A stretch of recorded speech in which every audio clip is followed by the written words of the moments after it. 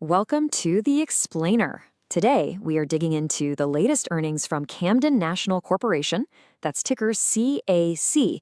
Now, this one's interesting. They just announced a record-breaking quarter, but the stock, it went the other way. So, what's going on here? Let's break it down.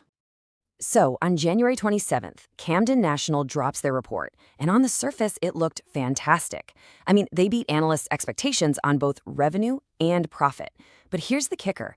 After a little pop, the stock just took a nosedive. This is the kind of thing we love to dig into. What did the market see that the headlines completely missed? All right, first things first, let's look at those headline numbers. The ones that initially got everyone feeling pretty good about the stock. So Camden reported earnings per share of $1.33. Now, yeah, it was a narrow beat, just a penny over what everyone was expecting, but hey, a beat is a beat, right? And the revenue, that also came in looking really strong, hitting over $68 million. And this was a much more decisive beat, coming in about $1.7 million above what analysts had modeled. But, looking at the quarter-over-quarter numbers is one thing. When you look at the year-over-year picture, that's where you see the real story. That's $68 million in revenue. That is a huge 43% jump from the same time last year. A big part of that, by the way, was fueled by their acquisition of Northway. So here it is. This is the central puzzle we're trying to solve. You've got strong results, you've got impressive growth, but the market's reaction, totally negative. And that brings us to the key question we're going to explore. What did management say? And maybe more importantly, what did the market actually hear? Okay, let's switch gears and step into management's shoes. We'll look at how they presented this performance. And, well, unsurprisingly, they were painting a very, very bullish picture. The CEO, Simon Griffith, was incredibly positive on the call. He didn't just frame it as a success, he called it a record-setting achievement that basically validates their entire strategy. You can't get much more bullish than that. Management really laid out a clear three-step path to how they achieved this record performance. And as you can see, it all boils down to just solid, fundamental banking execution. And their execution really was impressive. First, they managed to lower their funding costs. That's huge. And that directly helped them expand their net interest margin. That's the core profit engine for any bank, right? The difference between what they earn on loans and what they pay on deposits. That margin grew by 13 basis points, which in turn drove that record income and really strong profitability. Management was also really quick to point out that this wasn't just some one-off lucky quarter.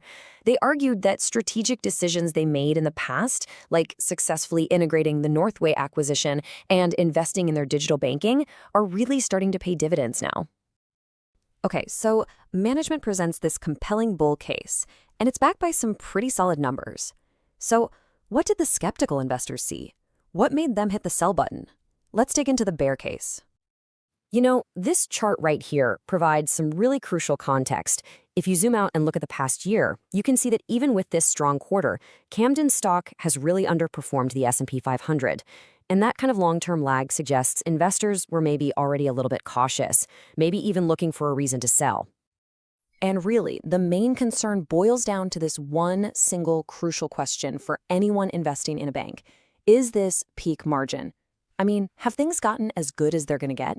Is this quarter the high watermark for their profitability? And this right here is the heart of the bear case. Investors are worried that this incredible net interest margin expansion might have finally peaked, especially with potential interest rate changes looming. And adding to that worry, management's own guidance for loan growth next quarter was, well, it was weak.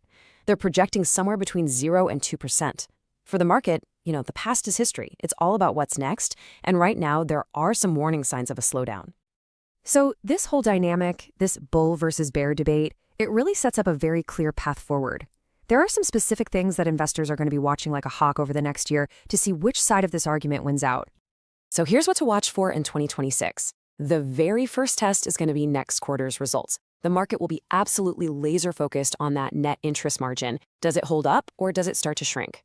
Then, by the second quarter, all eyes are going to be on loan growth. It has to accelerate from that weak Q1 guidance. And by the second half of the year, it's all about whether they can hit their full-year targets for both loans and deposits. All right, so after weighing management's strong performance against the market skepticism about the future, we can start to build a picture of what to expect heading into the next earnings call. So here's our take. Okay, looking ahead to the first quarter, we expect earnings to hold pretty steady, right around that 133 mark from Q4. Their stable net interest margin should support that. But, and this is the important part, we see the stock as being pretty much range-bound, probably trading somewhere between $44 and $48. The key variable, the thing that could break it out of that range, is loan growth. It is absolutely critical that we see that reaccelerate in the second quarter. And for those reasons, we are initiating our coverage with a market perform rating on the stock. So what does market perform mean? Well, it means we believe the company's solid operational performance is pretty much already priced into the stock. Without a really clear catalyst for growth, and again, we're talking about that acceleration in loan demand, we just don't see a compelling reason for the stock to outperform its peers. At this point, the bull and bear cases feel just a little too evenly matched. And of course, we have to end with a reminder, this analysis is for informational and educational purposes only. This is not financial advice.